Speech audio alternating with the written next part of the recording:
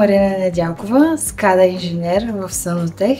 Работим заедно с екипа на ОНТМ центъра. Избрах Санотех като компания, за да мога да бъда част от едно ново начало в развитието на моят отдел. Моята дефиниция за успех е да намираш смисъл във всичко, което правиш. Моята тайна формула за да постигна този успех е да съм дисциплинирана, структурирана в ежедневието си и в работната среда. Моето дете би казал, че майка му работи слънчева енергия. Кексче или бочеви си дора? Не обичам да избирам, ще взема и двете.